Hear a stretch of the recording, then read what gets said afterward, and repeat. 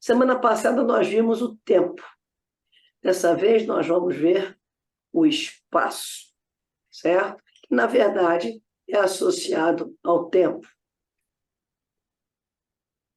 Além do cosmos, o espaço.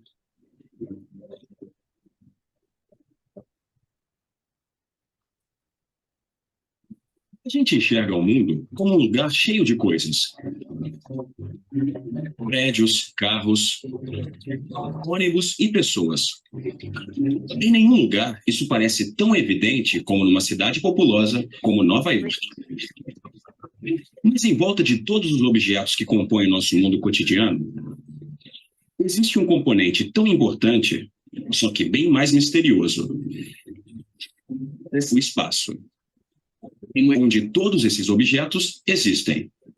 Para entender o que estou falando, vamos parar por um instante e imaginar.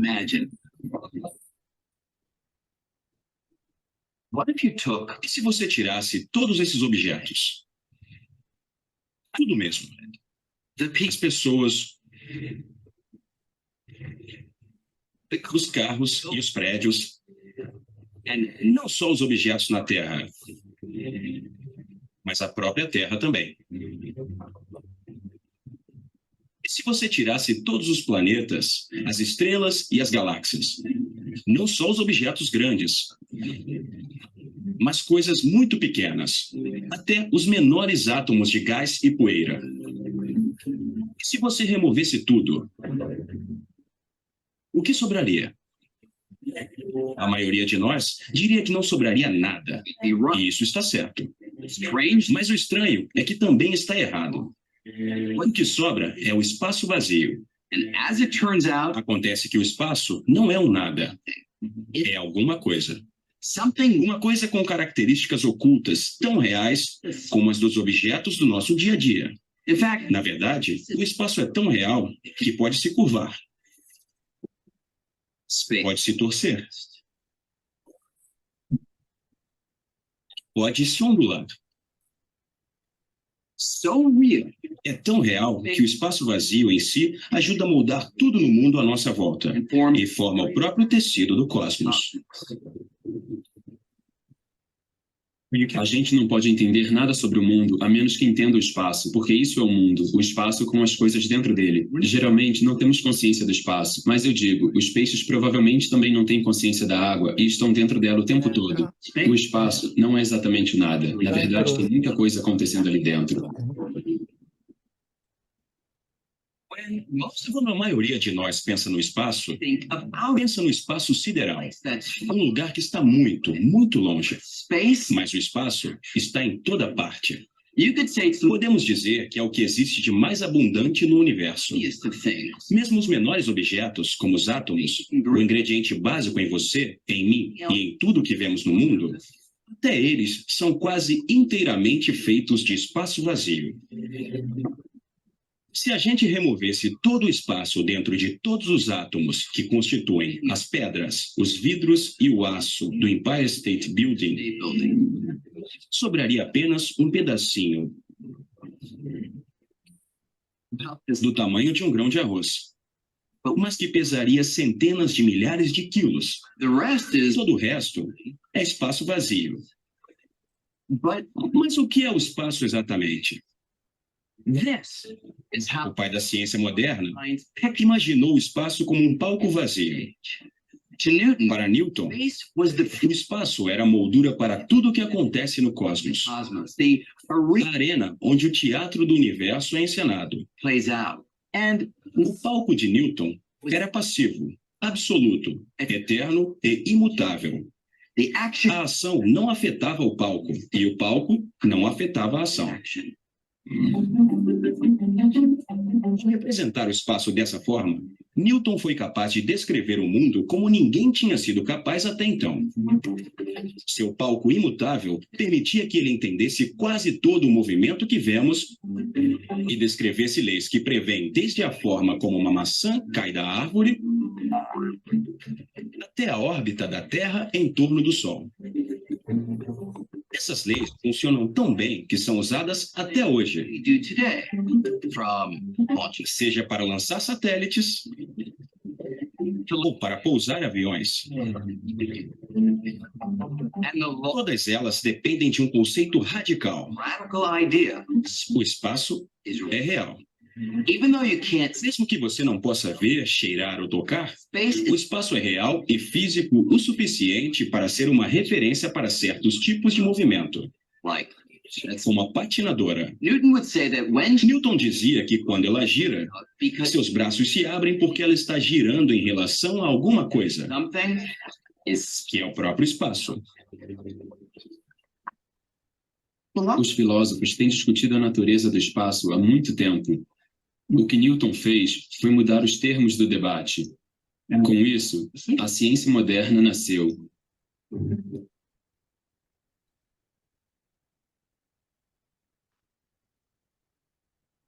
Oi, Ana, o Lobo.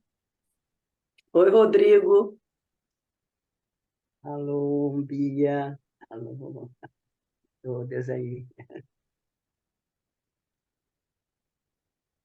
Ninguém fala nada do espaço. Não, eu nunca tinha pensado o espaço desse jeito, né? Você está com o fone fechado, Ana. Seu fone está fechado. Eu peguei no meio do caminho, então Mas vou ter que caminho rever depois. está muito longo, Não né? é simples, é porque para Newton o espaço é um palco vazio, onde isso acontece. Aí ele pergunta, e se a gente tirasse tudo do espaço, o que que sobraria? Como é que nem desvazia a casa, o que que sobra? A casa. No caso, o que que sobra no espaço? A gente diria nada. Se eu tirar a Terra, o planeta, os átomos, tudo, vai sobrar nada. Ele disse, não, sobra o espaço, que não é nada. É uma verdade, vai sobrar nada, mas ao mesmo tempo não é verdadeiro, porque o espaço não é nada, ele é o espaço. O que ele fala que é interessante é que o espaço é curvo, pode fazer curva, pode fazer. Isso já Ou seja, tem o alguma espaço, coisa que tem ali, né? é o espaço que você vai ver depois, que é o espaço que o Einstein apresenta. Porque para Newton não era um palco passivo onde as coisas aconteciam. Que coisa interessante. Eu fico pensando, porque os TEAs, em geral, eles têm um problema com tempo e espaço. Sim. Né? Ele não tem essa noção de tridimensionalidade. Isso é batata. Na maioria deles vem mais bidimensional. Eu fico pensando, será por quê? Né? Porque a gente tem essa relação com o espaço, com o sistema vestibular e o proprioceptivo, que é o que comanda a intenção do seu corpo. É que ele diz como você está nesse vácuo, nesse espaço. Aí eu fico pensando assim, por que será que os TEAs eles têm esse problema Eu diria que é falta de controle no eixo do tempo. no eixo do tempo, né? Se você vai ver isso mais adiante, quando eu der o inconsciente relativístico. Mas aí eu fico com a questão, o espaço, se ele não é nada, Mas é tudo. ele seria mas é tudo, né? Está lá, ele é constituído do quê? Entendeu? Ele é... Boa pergunta. De espaço. mas o que é? Aí o que é o espaço? Volta, não é, a pergunta de uma Imagina forma uma articulada. frequência. Oi? Frequência. Frequência é partículas girando em Não tem torno. Não, tudo. porque tirou tudo do espaço. Tudo. Não tem Limpou a frequência. casa. Na verdade, quando você descobre uma nova partícula, você percebe que tem outras coisas girando em torno de alguma coisa. E tem sempre coisas girando em torno de coisa que não é absolutamente nada. Mas o que faz com que, isso é uma fantasia, lógico, com que a gente perceba, pegue, é a frequência desse giro, dessa. Sim, isso que você está falando é verdadeiro. Mas isso você já está falando de coisas que ocupam o espaço. Ocupam o espaço. E não exatamente o espaço. Você sabe o que eu penso? Você lembra daquela vez que a Bia passou um desenhozinho do doutor que tinha a coisa toda em 2D, né? e ele estava em 4D, 3 ou sei lá, e ele conseguia ver de uma outra forma. Eu fico pensando, será que a gente não está mudando para um quarto aí a gente poderia... Dimensão. Aí esse espaço seria algo que a gente ainda não conhece? Alguma coisa que a gente ainda não conhece? Não, a gente não conhece, não. É. Quer dizer, existe todo um estudo, né, que aí eu não me aprofundei, não é minha... Mas, enfim, isso aí é o beabá da noção de espaço. E a gente pensa, quando vê espaço, a gente pensa só espaço longe, espaço está aqui, ó. Está aqui, nós ocupamos o espaço. O espaço tem a gravidade, né, que a gente também não entende muito bem. Aí, agora eu vou passar logo o segundo para a gente começar. Uma viagem no astral, que seria? Tem isso também. A viagem astral, a física não trata disso. Agora, eu posso dizer a você que a viagem astral seria uma expansão da consciência, né? Ou uma saída do corpo, como o pessoal diz, que é uma outra forma, né? Onde você ultrapassa dimensões. É o que eles dizem. A percepção. A expansão da consciência. A expansão da consciência. Mas isso a física não é do campo da física. O seu som está tão ruim, Arnaldo. Melhorou? Melhorou. Isso não é do campo da física. Isso aí a gente pode... seria uma metafísica, alguma coisa assim. Mas que eu, pessoalmente, tenho certeza que acontece, que são as experiências quase-morte. Eu mesma já vivi uma experiência dessa. Então, eu sei que isso existe. A explicação que eu me dou é uma expansão da consciência, né? E você vai olhar o nosso mundo a partir de uma quarta, quinta dimensão.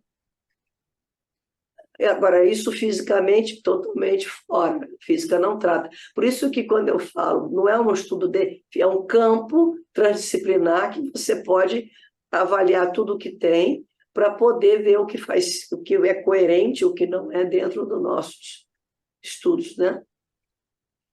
Porque a verdade é que esse não é o campo da física por enquanto, pode ser que venha a ser um dia, né? Eu vou passar aqui mais um agora, que já vai adiantar um pouco mais, vai ficar mais fácil ou mais difícil compreender isso tudo. Complicado. Deixa eu tirar isso aqui, que isso incomoda a beça. Ocultar contra esse. O palco de Newton foi um sucesso e ficou sob os holofotes por mais de 200 anos. Mas nas primeiras décadas do século XX, surgiu um novo conjunto de ideias que balançou as estruturas do palco de Newton. Essas ideias foram apresentadas por um jovem funcionário de um escritório de patentes na Suíça. O nome dele era Albert Einstein. Einstein cresceu no final do século XIX, a alvorada da era da eletricidade. A energia elétrica estava iluminando as cidades, dando origem a vários tipos de tecnologia que Newton nunca poderia ter imaginado. Todos os novos desenvolvimentos estavam relacionados com a luz, que fascinava Einstein desde criança. Não as lâmpadas e os postes de luz, mas a própria natureza da luz. A fascinação por uma característica particularmente estranha da luz, sua velocidade, foi o que levou Einstein a derrubar o conceito de Newton sobre o espaço. Para entender como, vamos dar uma voltinha.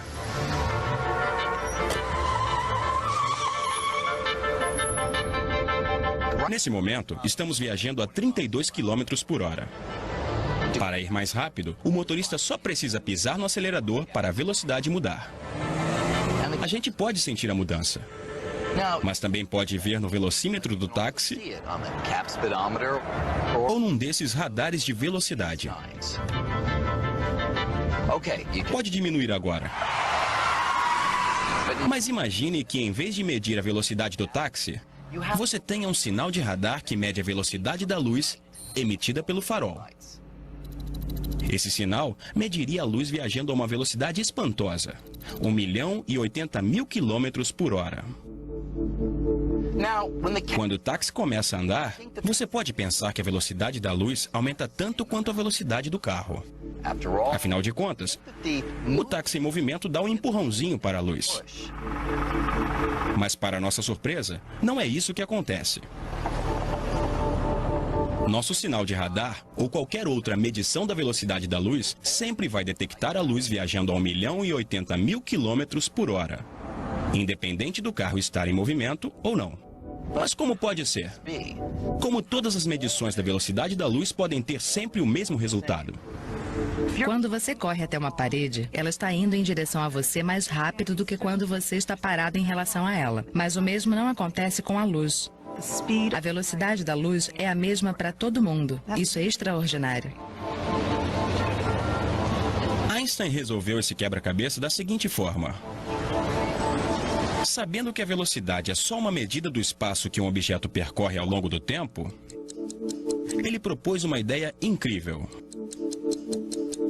O espaço e o tempo poderiam trabalhar juntos, se ajustando constantemente na medida certa para que a velocidade da luz seja sempre 1.080.000 km por hora.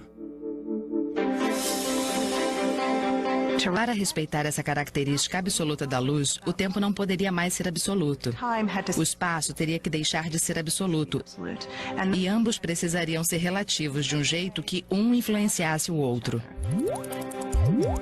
A ideia de que o espaço e o tempo são relativos só é estranha porque não nos movemos rápido o suficiente no dia a dia para perceber isso. Mas se o táxi pudesse correr a uma velocidade próxima da luz, os efeitos não estariam mais ocultos. Por exemplo, se você estivesse numa esquina e eu passasse por você perto da velocidade da luz, você veria o espaço se ajustando. E ia parecer que o meu táxi só tem alguns centímetros. E que o ponteiro do meu relógio gira muito devagar. Da minha perspectiva, dentro do táxi, meu relógio estaria funcionando normalmente e o espaço ia parecer o de sempre. Mas quando eu olhasse para fora do táxi, veria o espaço se ajustando. Tudo para manter a velocidade da luz constante. Para Einstein, tempo e espaço não são rígidos e absolutos. Eles se fundem com o movimento para formar uma única entidade que veio a ser chamada de espaço-tempo. Isso complica e muito, né? O que é impressionante muito mais difícil de entender. Não, o que é impressionante é como é que como é que ele começou a pensar nisso? Da onde ele tirou isso? É gênio, né? Ele é gênio, é gênio. Não, tudo bem, mas mesmo sendo gênio, qual é o sentido? Parou e pensou, não, isso, pô, como é que pode? Ele estava invocado com a luz, lembra disso? Mas como é que é? Essa dúvida. Como é que aferiram que a velocidade da luz é sempre a mesma? Deixa eu te falar uma coisa. Nós estamos aqui paradinhos, né? Cada um na sua casa. Ô, Zuleide, cada um na sua casa, na boa, né? Se passar um avião lá fora, né? A gente vai olhar para aquele avião, uma média de um avião é 900 km por hora, né? Que ele viaja. Tem uns mais rápidos, outros menos rápidos, mas vamos botar 900 km por hora. Então, para todos nós que estamos nas nossas casas, quando olharmos aquele avião, ele, com tudo que está lá dentro, as pessoas que estão... Vamos supor que a Lindalva veio de avião. Vamos supor que a Lindalva passou aqui na frente de avião. Quando ela passou aqui na frente de avião, ela passou a 900 km por hora, porque ela estava dentro do avião, certo? Então, eu podia dizer, não, o avião em Lindalva e tudo que estava dentro do avião estava a 900 km por hora. Estava. E estava. Claro. Como é que você podia beber água a 900 km por hora? Mas eu estava lá dentro. Exatamente. Então, para quem estava, o movimento é relativo. Então, depende do lugar que você está, você vai estar com uma velocidade ou outra. Então, para mim, Lindalva e o avião estavam a 900 km por hora, porque eu estava na Terra observando isso. Para ela, Viu onde estava? para ela que estava dentro do avião, quem passou por ela a 900 km/h fui eu. Foi o nosso prédio aqui que ela olhou e viu ele passando. Por quê? A explicação não é essa. Isso Calma, é calma, calma. Então, você repara que dependendo de onde você estiver, olha o filhote dele lá, que lindo, ó. De onde você estiver, vai depender da velocidade. Bom, o que foi observado que isso vale para tudo. Você está com um carro na rua, andando, parado, tem um movimento, você não sabe se é o seu ou se é o outro. Às vezes você freia correndo, pensando que é o seu e é o outro. Enfim, eles descobriram o seguinte, que só existe uma coisa que tanto faz, está dentro do avião, está fora do avião, tanto para mim que estou aqui em casa, quanto para a Lindalva que está no avião, quanto para o outro que está no trem, que mantém uma velocidade constante. A luz. A luz, ela mede aproximadamente 300 mil quilômetros por segundo, tanto para quem está dentro do avião. Se a Lindalva pudesse ver a luz dentro do avião, medir, ela ia medir 300 mil quilômetros por segundo. Eu medindo daqui, dentro do avião dela, 300 mil quilômetros por segundo. Tudo é 300 mil quilômetros por segundo. Então, a velocidade... Não importa a velocidade que você esteja, Não sempre importa, vai ser. ela é sempre dessa aproximadamente, é 298, enfim, a gente arredonda para 300 mil quilômetros por segundo. Então, ela se tornou a constante universal. Nada no universo, segundo a teoria da relatividade. É claro que tem vários estudiosos questionando isso e tudo, tal, mas até agora é o que se tem, pode ultrapassar a velocidade da luz.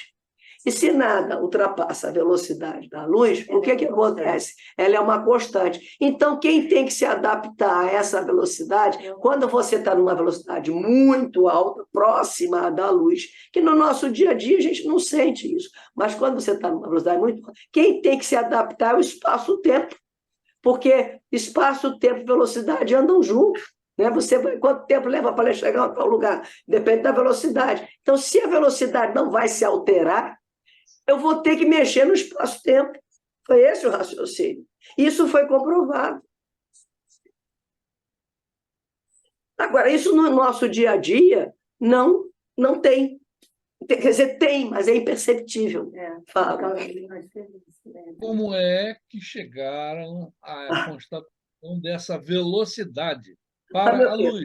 A velocidade aí como é que eles mediram a velocidade da luz? Eu não sei te responder, mas a física mediu. Estudiosos da física mediram, isso já vem de anos. A gente entende bem. Só que o parâmetro de que a velocidade da luz é uma constante imutável, que é exatamente o que dá essa noção de adaptação de espaço-tempo, essa constante, como é que eles estabeleceram? Eu posso até procurar, com certeza tem vídeos, que teve primeiros que mediram a velocidade da luz do século passado, e aí foi aperfeiçoando, até chegar hoje o que se sabe dela em termos de velocidade da luz. Eu posso procurar e pôr no nosso grupo, porque isso aí é um detalhe. Eu vejo para você. Dizer assim, olha, a velocidade da luz é imutável, portanto, quando ele falou portanto, ele já estabeleceu esse limite de velocidade de luz imutável. Não pode mudar, não muda. Mesmo que ela retarde, quando ela passa num meio mais denso, ela diminui. Mas ela depois recupera, ela não perde, ela não se altera. A velocidade da luz é uma constante universal. Existem autores... Eu vou ver como é que eles mediram isso. Sinceramente, eu nunca nem... Eu já até vi, mas não me preocupei com isso. Eu acho que para mim isso é tão... Enfim. Então, o que acontece? Mas eu vou ver porque eu acho interessante. Eu vou botar lá no nosso grupo. E se for uma coisa curta, eu ponho até aqui no nosso próximo seminário.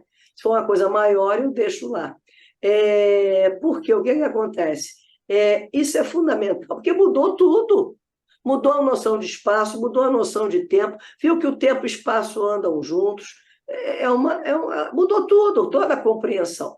Agora, existem pessoas estudiosos, trabalhos, que aí eu já não sei te responder, mas eu me lembro que falava-se isso no tempo da faculdade, no tempo da pós, enfim, que estudavam, já estavam estudando, eu não sei como é que está hoje, a possibilidade de vir velocidades maiores do que a luz. Aí, meu amigo, muda tudo, vai mudar tudo de novo. Mas isso é ciência, justamente. Nós hoje temos isso. E eu diria o seguinte: vocês vão dizer que a lei de Newton está errada? Não. As leis de Newton, ela funciona dentro... Eu gosto muito, por isso que eu gosto de Kuhn. Dentro de um paradigma, ela funciona. Quando você muda o paradigma, ela não funciona mais, né? Então, eu diria que essa teoria do Einstein, ela dentro de um paradigma, ela vai funcionar sempre. Mas dentro de um outro recorte, de um outro paradigma, ela pode vir até deixar de funcionar. E é assim, por isso que eu gosto da ideia de paradigmas, onde a ciência é mudança de paradigma, porque você aí realmente tem chão para tudo. Porque é um absurdo dizer que a teoria de Newton não vale. Ela que nos põe foguete, ela que nos faz dirigir, ela que tudo, nosso dia a dia. Sabe o que eu estou pensando aqui agora? Quer dizer que todo paradigma deve ter uma constante? Não, todo paradigma. A constante, eu me lembro que eu posso te dizer o seguinte: quando eu comecei minha pesquisa, que eu fui fazer a faculdade de física, eu tinha uma professora que ela gostava muito de mim, ela já até faleceu. Era uma das que dizia que eu dizia para ela que eu não fazia física, que eu não era física, eu fazia física. Ela dizia: não, você faz psicofísica. Ela até apresentou meu primeiro livro, foi a Maria da Glória. Então, ela dizia o seguinte: se você quer fazer um trabalho em ciência da física, ela dizia isso para mim, né? Você tem que achar uma constante. Aí eu dizia: onde é que eu vou arranjar uma constante na psicologia? É complicado. Mas eu achei a constante. Pode ela não ser uma constante numérica, ela pode não ser uma constante numérica. Aí também, porque a matemática também tem que evoluir enquanto ciência para descrever aquilo que a ciência do sentir está falando. Sabe qual é a constante da ciência do sentir? O sentir. O sentir é universal. Desde que o homem existe, ele sente igual. O que pode modificar é a expressão do sentir. Mas se eu falar que o cara sentiu frio, você sabe lá da pré-história o que é frio. Que ele sentiu calor, você sabe o que é calor. Que ele sentiu raiva, você sabe o que é raiva. A expressão pode ser diferente. A manifestação disso pode ser mudada. As razões pelas quais esses sentimentos vêm à tona podem ser outras, mas a experiência do sentimento é a mesma. E ela não é circunstancial? Hã? E ela não é circunstancial? Sim, mas o sentir não é. O sentir é a constante. É a constante. Então, sentir é uma característica, é um fenômeno de percepção. Não, de experiência. Porque aí você cai num mundo vibracional. Então, o sentir seria nada mais se você entender o ser humano como um complexo vibracional, né? E não como um modelo mecânico, como essa celular material, mas como um complexo vibracional. O sentir seria a experiência que nós temos, nós experienciamos daquilo que somos e em nós mesmos e interagimos. E vibramos, né? Entendeu? Mas isso a gente vai chegar adiante no curso. Vibração mesmo. É vibração, é o que você estava falando, é pela vibração. Porque se tudo é vibracional, a experiência que somos em nós também somos. Então, o sentir é como a gente experiencia o que somos e o que interagimos. Somos algo que sente. Somos algo que sente. O que a máquina não sente. Nós somos o que sentimos. Somos o que sentimos, né? Somos o que sentimos e sentimos o que somos. É a troca, né, Beatriz? A vibração é isso. Exatamente, é a troca. A troca. É a interação. Com a máquina não tem essa troca. Não. Como? Eu acho até que tem, porque também tem vibração na máquina em si. Não, mas ela não sente. Mas ela não sente. Essa troca de sentir não tem. Mas a hora que ela fica... sei lá. A hora que ela falha, é porque ela está ruim. Tem que trocar. A planta sente, Ela faz a gente sentir. Os animais também. os animais também. E como, né? Como sempre. Tudo que tem vida sente. O vivo sente, exatamente. O vivo o vivo é experiência. Apesar que até a sua cadeira ela está vibrando também, mas ela não tem elementos para experienciar a vibração que ela está vibrando. Nós é que experienciamos. Precisa ser vivo para experienciar o que está sendo vibrado. Aí damos um nome para essa cadeira. É uma cadeira confortável? Não é confortável? Por que não é confortável? Você está experienciando. É incrível, né? Hoje, uma das minhas gatinhas veio aqui para o meu colo, eu peguei e coloquei ela perto aqui do meu peito, né?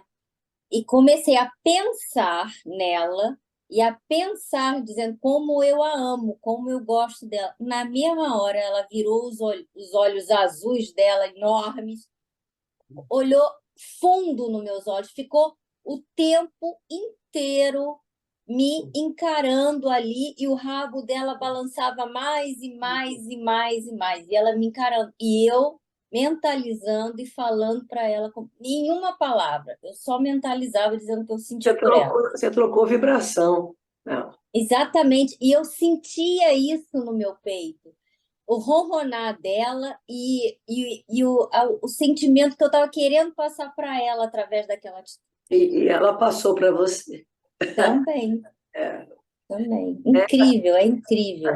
Isso que você viveu com a sua gata, a gente vive o tempo todo com os humanos, é que a gente camufla e com o intelecto. A gente o tempo todo está vivendo isso. Assim como você viveu uma experiência boa, a gente pode viver experiências ruins também. Também. Então, a gente tem que estar sempre atento. Olha lá, ele com o filhinho. Ah, já botou o filhinho para lá? Olha a coisinha linda. Não, eu estou achando ótimo. Ele é um homem que está ajudando, participando do processo, alimentando o filho. Isso não vale a vibração que isso passa para a gente.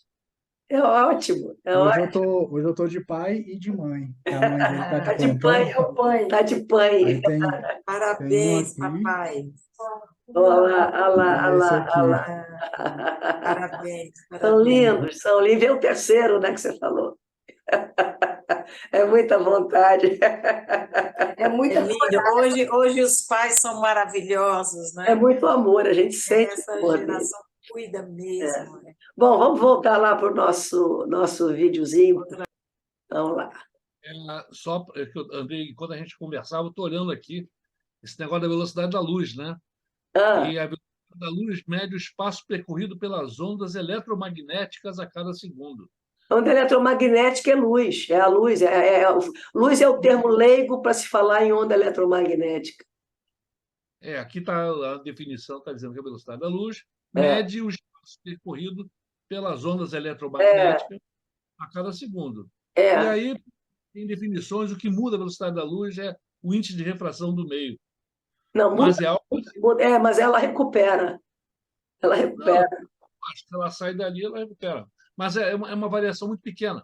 Então, até o sistema métrico, o sistema internacional, usa a luz como parâmetro para definir o próprio metro. Só para gente... Hoje em dia tudo é na base da luz mesmo, porque ela é o grande referencial. Né? Agora, a gente fala luz, mas se você for, são ondas eletromagnéticas e tem a faixa da luz visível, que é a faixa da onda eletromagnética que os nossos olhos são capazes de sensibilizar. Porque o raio-x é uma onda eletromagnética, o raio gama é uma onda eletromagnética, só que os nossos olhos não sensibilizam. Raio laser, só que o gama, o x, a gente não tem sensibilidade para.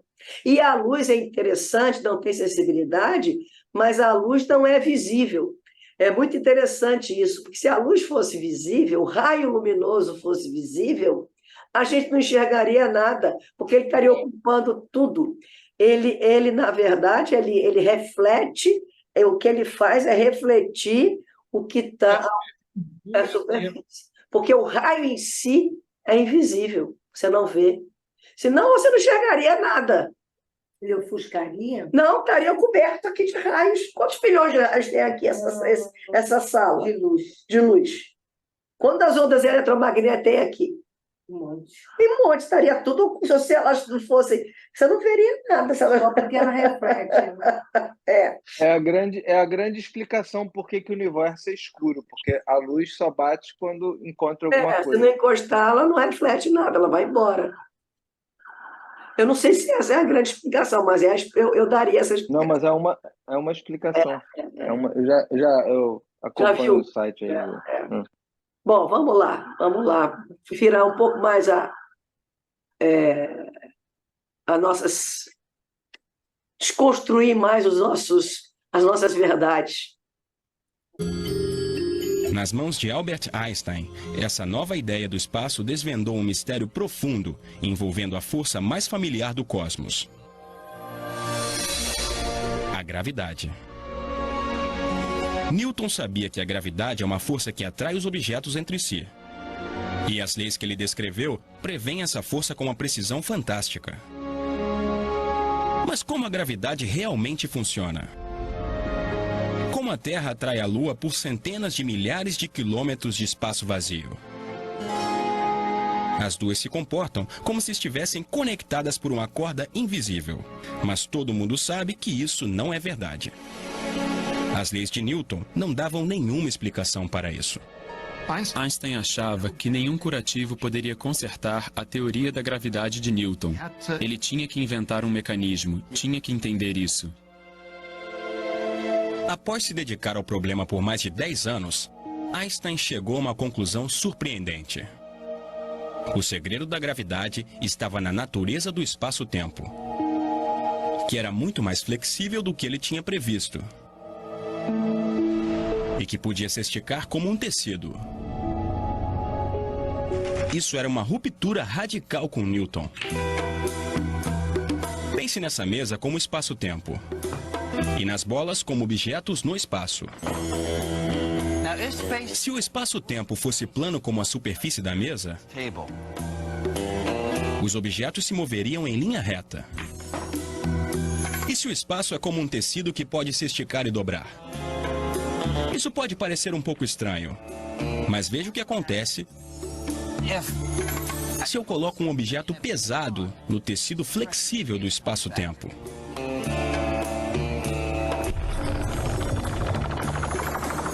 Se eu der mais uma tacada, as bolas vão se mover por uma cavidade criada no tecido por esse objeto. Einstein percebeu que é assim que a gravidade funciona de fato. Ela é a deformação do espaço-tempo causada pelos objetos nele. Em outras palavras, a gravidade é a própria forma do espaço-tempo. A Lua não mantém a órbita porque é atraída pela Terra por uma força misteriosa, e sim porque se move ao longo de uma curva no tecido do espaço-tempo criada pela Terra. Com Einstein, o espaço se tornou não apenas real, como também flexível. Então, de repente, o espaço tinha propriedades, tinha curvatura. De repente, o espaço tinha uma geometria flexível, quase como uma folha de borracha. Isso abre um novo caminho para pensar a realidade e descrever todo o universo. Einstein virou Einstein por causa dessa observação. Enquanto Newton considerava que o espaço era passivo, Einstein considerava que ele era dinâmico. Para ele, o espaço está entrelaçado com o tempo e determina como os objetos se movem. Depois de Einstein, o espaço não pode mais ser pensado como um palco estático, e sim como um ator que interpreta o papel principal no teatro cósmico.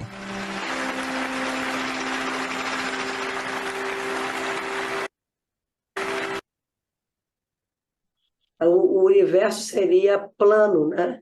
O que faz a curvatura dele, o espaço se torna curvo em função da massa. Então, essa força que nós sentimos de atração não é por conta de uma força, segundo o paradigma newtoniano, haveria uma força de atração. Segundo o paradigma do Einstein, não, é um efeito da curvatura do espaço. E isso foi provado aqui no Ceará, no Sobralzinho aqui do Ceará, numa eclipse que a luz fez a curva. Eles conseguiram provar essa... Mas aí você põe o espaço como um tecido. Em cima e embaixo, é o quê? Em cima e embaixo.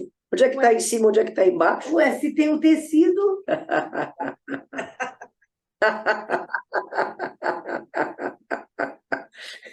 Não, então a conclusão que eu chego é que o espaço é plano.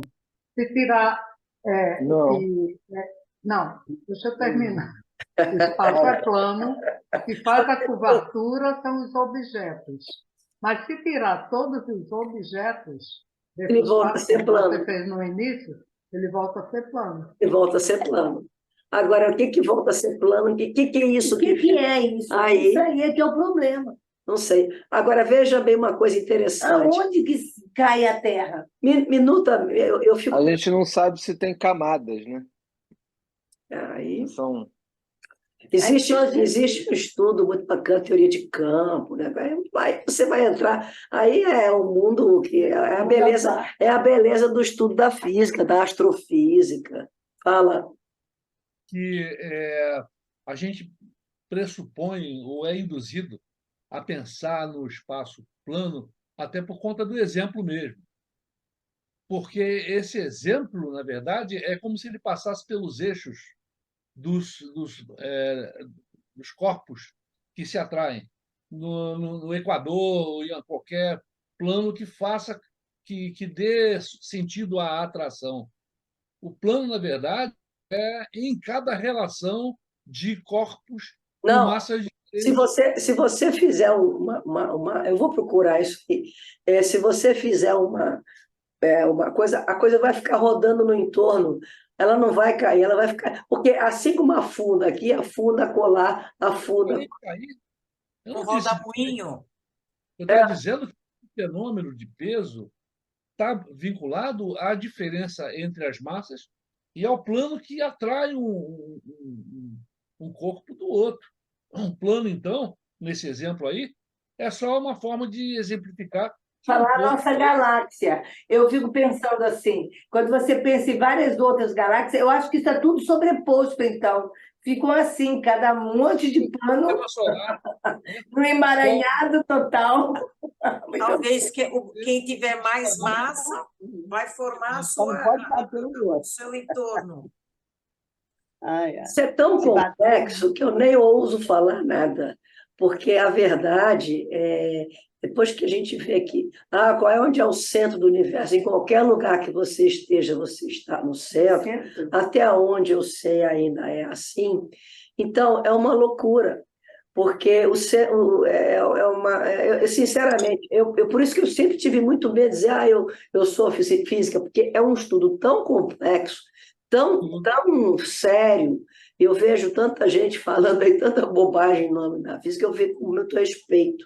Entendeu? Porque realmente eu prefiro dizer assim, eu descobri que eu não sei o que é o espaço, eu descobri apenas que o espaço exerce efeitos sobre mim, e, portanto, o que eu posso pensar em termos da psicologia se eu estou inserida num contexto espacial, né? Se eu estou... Porque aqui é espaço também. Entre eu e Lindalva tem espaço também. Se eu estou inserida nesse contexto espacial, que repercussão esse espaço está tendo sobre mim e eu sobre ele?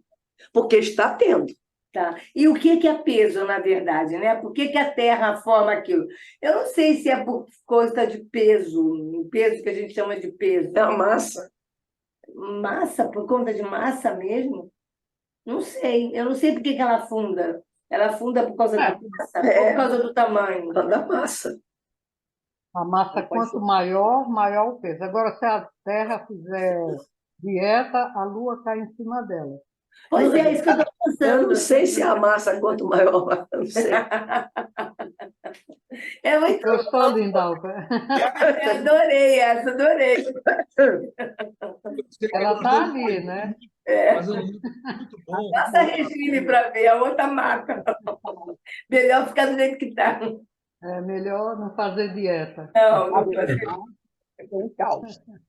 Porque Ela vai isso bater estou pensando quando a Bia está falando assim, quanto de peso eu exerço e o quanto de peso a Bia exerce. O quanto eu estou na órbita da Bia, o quanto a Bia está na minha. É muito louco isso, cara. Fala Eu sério. estou mais gordinha, hein? Questão de peso. E se estamos todos na teia, né? Na teia do tempo. É muito louco isso. Aí o que o outro dizia, mas é desprezível, porque a Terra é maior. Mas eu lá sei eu, a gente vê, se a gente pensar no nosso inconsciente, pensar. Aí você muda o recorte, é o que eu gosto, né? Muda o recorte, você começa a ver que não é tão desprezível assim. É porque a física nunca se interessou pela psique humana, né? Não é o campo dela, então ela nunca se interessou. E a gente não tem que importar os conceitos da física, mas a gente pode pensar com esses conhecimentos. Espera lá, tem coisas aqui que a gente está no espaço-tempo também. A gente vive nesse espaço-tempo, a gente vive nesse lugar. Então, isso tem que ter um efeito sobre a gente também, não é assim? Com certeza. Óbvio que tem. A gravidade tem efeito sobre a gente. Mas a gravidade é um efeito geométrico do espaço. Pois então, mas é isso que eu estou falando. Então, tudo não pode ser desprezível. Não, não pode ser desprezível. É pirante, né? É pirante, mas loucura. Ao mesmo tempo em que Albert Einstein estava investigando o espaço nas maiores escalas, outro grupo de físicos estava examinando o universo em escalas extremamente pequenas. E eles encontraram um território completamente inexplorado, no qual a ideia de Einstein sobre o espaço não foi encontrada em lugar nenhum. Para entender o que estou falando, imagine que você pudesse encolher a um tamanho bilhões de vezes menor. Essa é a esfera dos átomos e das partículas subatômicas, os componentes fundamentais de tudo que podemos ver. Se você tem esse tamanho, o mundo segue um conjunto de leis totalmente diferente, chamado mecânica quântica.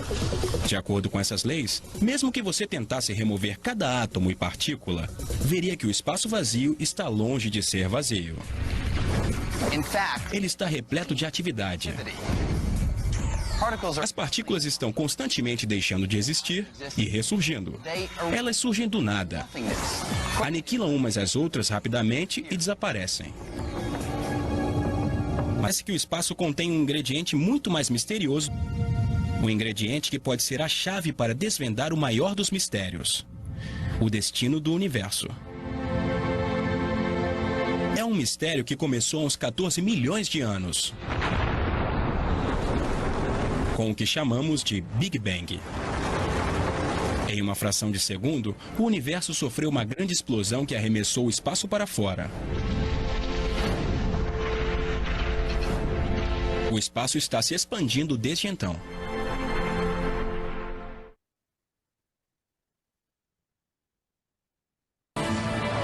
Mas até aqui, a viagem que começou com a ideia de Isaac Newton do espaço como um palco ainda não acabou. Quando olhamos para o tecido do cosmos mais de perto, podemos encontrar muito mais surpresas que qualquer um poderia imaginar. Eu, por exemplo, pareço bem real. Não pareço? Mas estão surgindo novas pistas de que eu, você e até o próprio espaço, tudo pode ser, na verdade, um tipo de holograma. Quer dizer, tudo que vemos e vivenciamos, tudo que chamamos de nossa realidade tridimensional, pode ser a projeção de informações que estão armazenadas em uma fina superfície bidimensional distante. Mais ou menos do mesmo jeito que a informação para esse holograma está guardada nesse pedaço fino de plástico. Estamos acostumados com os hologramas nos adesivos de segurança nos cartões de crédito.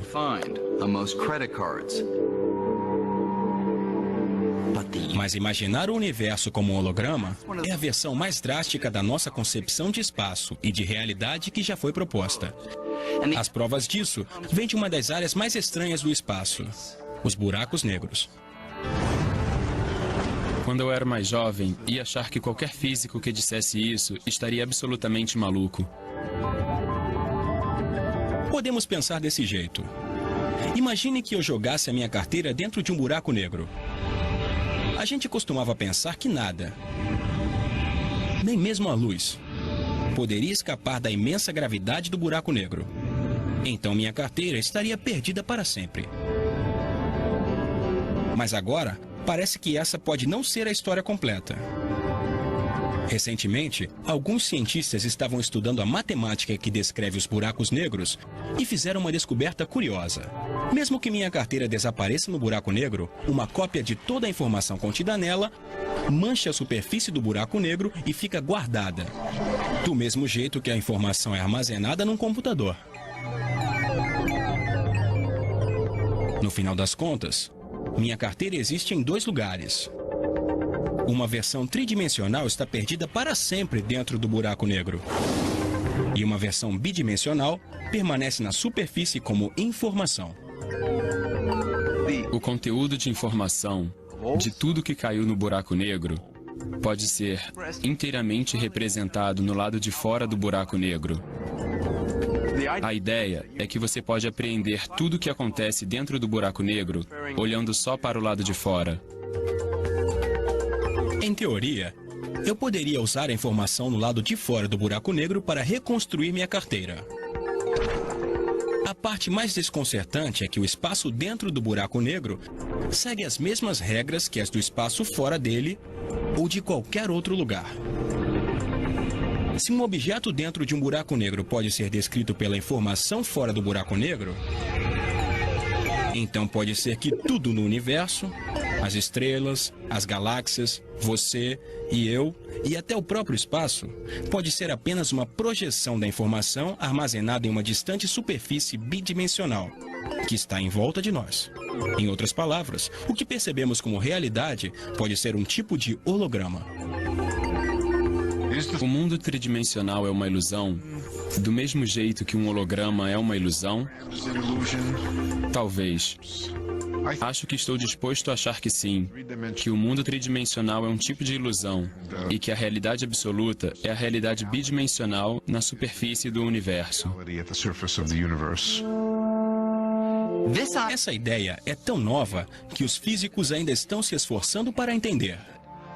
Mas da mesma forma que Newton e Einstein mudaram completamente a nossa ideia do espaço, se isso estiver certo, podemos estar à beira de uma revolução ainda mais drástica. Apesar de ser uma parte tão vital da nossa vida cotidiana, o espaço continua sendo um estranho. Ele está em todo lugar, mas ainda estamos longe de desvendar sua verdadeira identidade. Isso pode levar 100 anos, pode levar 1000 anos, ou pode acontecer amanhã. Mas quando o mistério for desvendado, isso será um passo gigante no caminho para a compreensão do tecido do cosmos.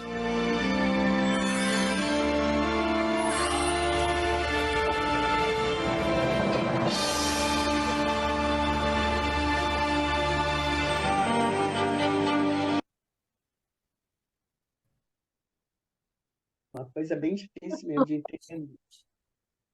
Pirei. Bem difícil.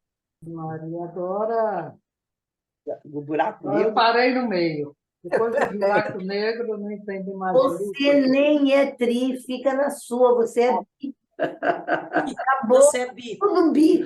Nós somos tudo bi. Tudo bi. Tudo bi. Nada de tri aqui. Cara, é muito louco esse negócio. Isso aí já é uma nova proposta teórica que tem e tal. Quer dizer, é isso. Quer dizer, o que é, ninguém sabe. Tanto assim, sabe muito pouco ainda. Eu acho que essa foi o que eu mais aprendi nessa história toda, foi isso. A gente é muito pequeno. Eu sei que eu não sei. Eu só sei que não sei. Bom, é o Sócrates, né? Não é isso? Só sei que nada sei. É Sócrates. Só sei que nada sei. E ponto final, ou ponto inicial. Porque se a gente acha que sabe alguma coisa, não sabe nada. E mesmo que essa teoria amanhã venha a ser provada, né, venha a ser... Vão surgir outras. Vão surgir outras e outras. Quer dizer, nada disso acaba, né? Um infinito. Porque a gente, na verdade, a gente tem acesso ao que é de acordo com a nossa limitação humana, com as nossas condições humanas. A gente não tem acesso ao que é. E a gente nunca vai saber, né? As nossas Só 5 sentidos. São criações nossas. Isso, são criações Tem nossas. mais, são 8. 8, Marisa. 8 o quê? Sentidos. Quais são os 2 que eu não conheço? 3 que você não conhece? O vestibular, o proprioceptivo e o interoceptivo. Essa eu não conheço, não. Ninguém conhece, só Lindau. A Marisa, Maísa, ai, esqueci o nome dela. Deve ser. Livro aí. Do leite. São 3 outros que a gente não que usa muito pouco e não aprende na escola, mas são os que trabalham com tempo e espaço. Ah, é? O Bom, eu vestibular- considerava a intuição como um sexto sentido, né? Eu considero. Tem muito mais. Eu li uma vez que já acharam vários, mas que esses são que a gente deveria estudar na escola, eram esses, porque o vestibular está associado ao seu movimento da cabeça. Quando você muda a Mas cabeça, então trabalha- é ele que fixa o eixo do tempo. ele que fixa o eixo do tempo. Pô, você Ele vai, e o quando eu fizer aqui meu inconsciente relativista, é bom que você esteja, que de repente a gente faz um ajuste na teoria. Quem é que fixa o eixo do tempo? Eu nunca soube, agora você está me dizendo quem é que fixa o eixo do tempo. O vestibular com os otólitos na nossa cavidade auricular, é ele que dá. Por exemplo, quando você vai parar uma bola e segurar assim, que você joga teu corpo, é ele que diz para você, volta, senão você vai cair. Se equilibra. E o proprioceptivo é aquele que diz para você como é que está o seu corpo agora, sem você precisar olhar. Você sabe. Você não precisa olhar para saber que está sentada. Mas isso é tão natural para a gente que a gente não pensa nisso, né? Isso é uma coisa que acontece. Interessante, bem interessante. E o interoceptivo é como eu sinto meu corpo por dentro. Entendeu? Esse é o porque eu só posso fazer xixi porque eu sei que a minha bexiga está cheia. Vontade. Eu só posso sentir fome porque eu sei que meu estômago está vazio. Entendeu? Esse é o interoceptivo. E várias outras coisinhas que acontecem, que são detalhes. Verdade, faz sentido. Outros sentimentos, viu? Esses 3 a gente não estuda na escola, e devia, né? Até para poder se reconhecer mais. Agora, para fechar com chave de ouro, a gente porque ainda tem que ir mais para a discussão prosseguir, com chave de ouro, eu vou passar um trechinho do ponto de mutação. You know, it's no accident that Turner painted light when he did, or that light became the inspiration of the Impressionists. The nature of light became an obsession with the physicists, too. See, none of them could visualize how the light of the sun reached the Earth. Why? What is the nature of light? To understand the nature of light, you have to know what matter is made of. I thought it was made of atoms. What's an atom? Well, Newton thought it was small, solid particles. But that's not what scientists saw when they observed atoms for the first time.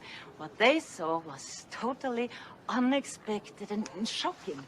You mean when they discovered that atoms were made up of even smaller particles, a nucleus with electrons whirling around it? Not only that, they were moving in relatively vast regions of empty space. That's what shocked the scientists up. Atoms consist mainly of empty space. What does that mean, vast regions of empty space? Atoms are tiny. Yes, they are. This is what's so hard to visualize. See, the size of atoms is so far removed from our ordinary sense of scale and proportion that it's extremely hard to get a feeling for the relative sizes and distances of their particles. Ask yourself, how many atoms are there in an orange? Now, to answer this, you'll have to blow up the orange to a size where you can actually see the atoms. You'll have to blow up the orange until it's reached the size of the Earth. The atoms inside of it will then be the size of cherries. Myriads of cherries tightly packed into an orange the size of the Earth. Wow, what an image. I'm serious. I was trying to shrink the Earth orange back down to the size of an orange and imagine all those cherries whizzing around inside of it. It made me dizzy. This is a dangerous height to be dizzy at. But okay, you say that the atom is the size of a cherry and that in that cherry atom there's all this empty space. Well, what about the nucleus? There is a nucleus in there, right? I mean, how big is that? That's where we're going here, isn't it? Invisible is the answer. If we blow up the atom to the size of a football, the nucleus would still be invisible. If we blow up the atom to the size of a sphere that would fit into this room here, the nucleus would still be invisible. What if you blew it up to the size of this island, to the size of the rock we're standing on? Okay.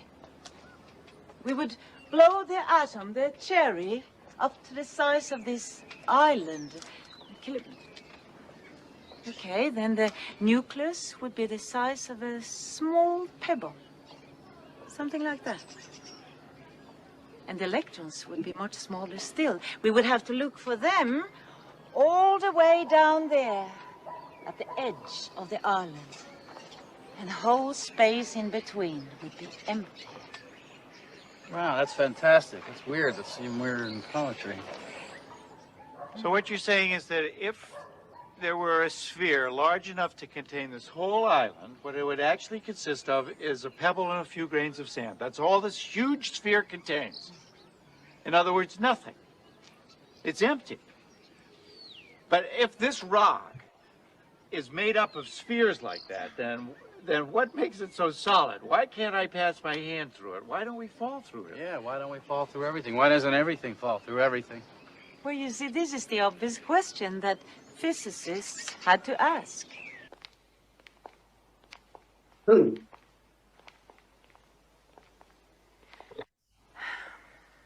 Now remember that all the Newtonian concepts were based on things that could actually be seen, or at least visualized. But what they were now finding in this strange and unexpected world were concepts that could no longer be visualized. And when they went on battling with these absurd phenomena of atomic physics, they were forced to admit to themselves that they didn't have a language, not even an adequate way of thinking to describe their new discoveries. They were forced to think in entirely new ways in terms of radically new concepts. To understand why matter is so solid, they had to question the conventional ideas about the very existence of matter. And after many frustrating years, they were forced to admit that matter does not exist with certainty in definite places, but rather shows tendencies to exist. Tendency? What the hell does that mean?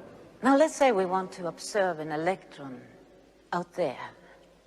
Now, we cannot say that it is in a definite place. We can rather say it has a tendency to be out there in the front rather than in the back. Or here to the left rather than over there to the right.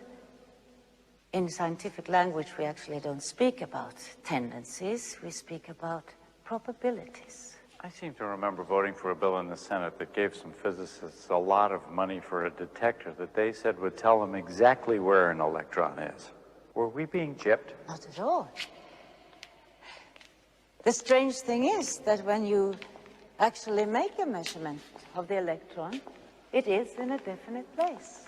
But between measurements, you cannot say that it is in a definite place, or that it has traveled a definite path from one place to another. You mean when you want to measure it, it just sort of shows up? Yeah. Okay, let me get this straight. You measure it and the electron is there. It shows up, like Thomas said. But in between measurements, you can't say for sure that it's in a definite place, or even that it went on a definite path from one place to another. So how does it go from here to there? It moves, doesn't it? No. You mean it stays in the same place? No. Well, wait a minute. Either the electron moves or it doesn't move. Well, you can't say that. Well, are you getting a feeling now of what these physicists felt? You see, an electron doesn't move from place to place, and it doesn't stay in one place either. It manifests itself as probability patterns spread out in space. And the shape of these probability patterns changes with time, something which might seem like movement to human perception. Are you saying that the electron sort of gets smeared out over a large region, and then when you measure it with the measuring gun, it collapses into a small point? You got it. You see, all subatomic particles, electrons, protons, neutrons, manifest this strange existence between potentiality and reality. So at the subatomic level, there are no solid objects. No, they are not. Well, if there are no solid objects at the subatomic level, how are there solid objects at any level?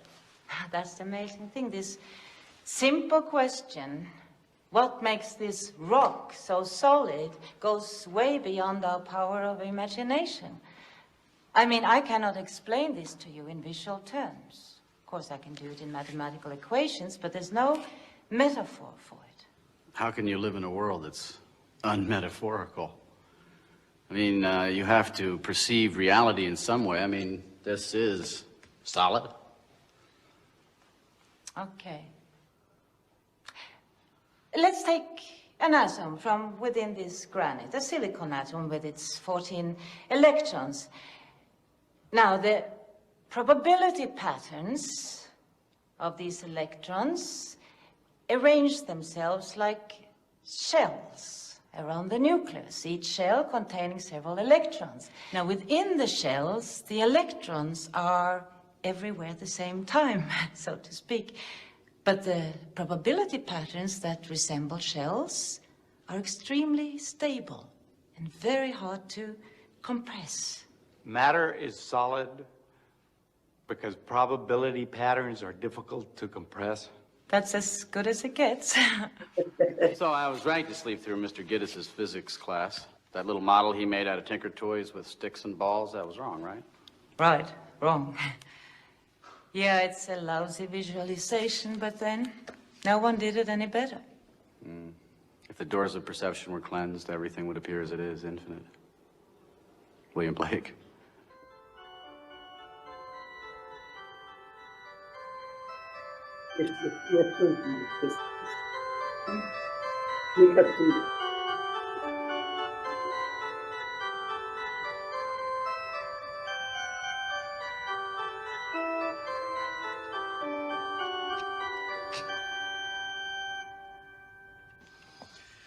So, Sonia, life's a bunch of probability patterns running around. Probability patterns of what? Of interconnections. What? Well, what I'm trying to say is that these probabilities are not probabilities of things, but probabilities of interconnections. See, Jack, that's what she was trying to tell you. See, we tend to think of subatomic particles as some kind of small billiard balls or small grains of sand. But for physicists, a particle has no independent existence. A particle is essentially a set of relations that reach outward to connect with other things. What are those other things, please? They are interconnections of yet other things, which also turn out to be interconnections, and so on and so on. You see, in atomic physics, we never end up with any things at all. The essential nature of matter lies not in objects, but in interconnections. Everybody knows the chord. It's a third, the most basic of harmonies. Carries with it a very distinctive feeling, no? And yet, its individual notes carry none of that feeling. Yeah. Therefore, the essence of the chord lies in relationships. And the relationship between time and pitch makes melody. Makes melody. Relationships make music. Relationships make matter, Music of the spheres. as Kepler said, And Shakespeare before him. and Pythagoras before him. Now, this vision of a universe arranged in harmonies of sounds and relations is no new discovery. Today, physicists are simply proving that what we call an object, an atom, a molecule, a particle, is only an approximation, a metaphor. At the subatomic level, it dissolves into a series of interconnections, like chords of music. It's beautiful. Yeah, but there are boundaries, aren't there? I mean, between you and me, for instance. We are two separate bodies, aren't we? That's not an illusion. Is it? Are you saying that there is actually a physical connection between you and me and between you and the wall behind you and the air and this Yes. bench? Yes. At the subatomic level, there is a continual exchange of matter and energy between my hand and this wood, between the wood and the air, and even between you and me. I mean a real exchange of photons and electrons. Ultimately, whether we like it or not, we're all part of one inseparable web of relationships.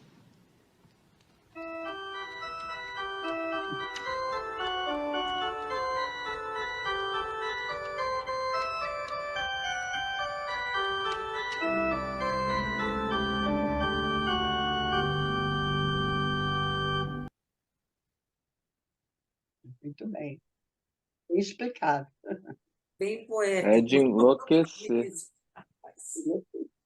Gente, se você pensar, o pessoal que já conhece minha teoria, lembra do macro do macro do recorte? É isso que ela está falando, um nível maior, está tudo interligado, tudo conectado, é um sistema. Aí você faz recorte menor, recorte. São Tudo sistemas. muito misturado. Dependendo do recorte, é um eu social, eu grupal, planetário, cósmico. Que filme é esse, Beatriz? É o ponto de mutação. Ponto de mutação do Brown. Ele tem no YouTube, é muito bom, vale a pena. Esse trecho é um trecho que nos interessa, mas o filme é muito interessante. Ponto de mutação? É um ponto de mutação. É um livro, mas o filme está no YouTube e é livre. É antigo, né? Porque esse pessoal aí é meio... Antigo isso, esse vídeo. É uns 30 anos já. Não sei se 60 é pouco, mas uns 30 anos já tem. Lembro que na época foi uma explosão, todo mundo só se falava nisso, quando o livro foi lançado. Eu tenho o livro, tá aí até. Mas o duro era entender o livro, né? Ninguém entendia. O filme deu um clareamento assim maior, mas também não entendi. Mas o livro é bem interessante, mas o filme traz um resumo bem mais no que nos interessa, né? O filme ficou mais poético, né? O livro é de enlouquecer. Pior do aquele Castanheda lá, a Eva do Diabo. Então é isso, gente. 9 horas. Olha, Tá na hora. tempo, espaço. Tchau, Eugênia. Não dá mais para continuar, a cabeça já está quente. Mas o importante é entender né, que realmente a gente não sabe nada. Isso é desconstruir nossas verdades, né? E tentar olhar para as coisas assim, com mais humildade e que a gente consiga fazer coisas que, pelo menos essa é a minha ideia, construir, que traga mais resultados para a gente, mais conforto. Quando você fica parado nas verdades, você cria atritos, você não cria fluidez. Porque tem que Conexões. ser Conexões. Tem que ser que nem um espaço, achatar, voltar, sair. E é que nem nossas sinapses, não é?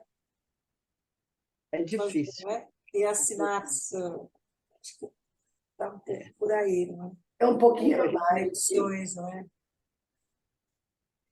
Eu acho que é entender tudo como sistemas, né?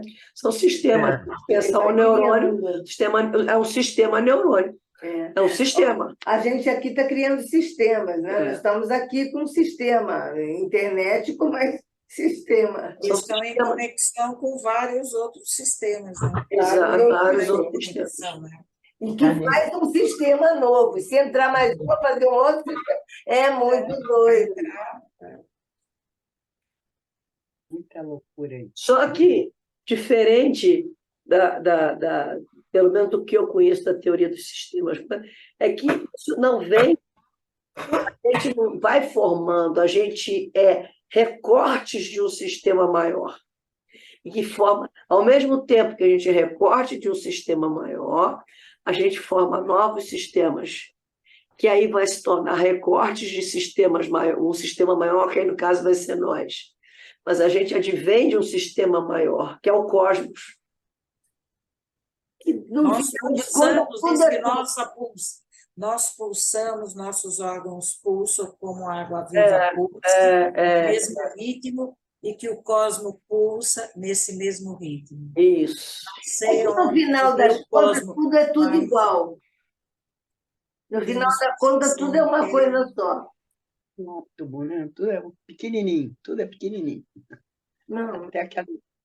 Temos a mesma, somos feitos da mesma matéria que é feito o universo, né? As estrelas. No macro, como diz a Bia, tudo é um bloco só, está tudo no macro, entendeu? No micro é que a gente vê. Não, você está dividindo, não tem essa divisão. Tem macro, micro, né? Ok. No macro, tudo é igual, tudo é igual. Está tudo no mesmo balaio. Não. Mesmo saco. Tudo. Tá bom? Mas para a gente não tem um conhecimento de física, é complexo, é difícil. É difícil. Não precisa. Eu tive muita dificuldade de tentar entender. Se fosse só você...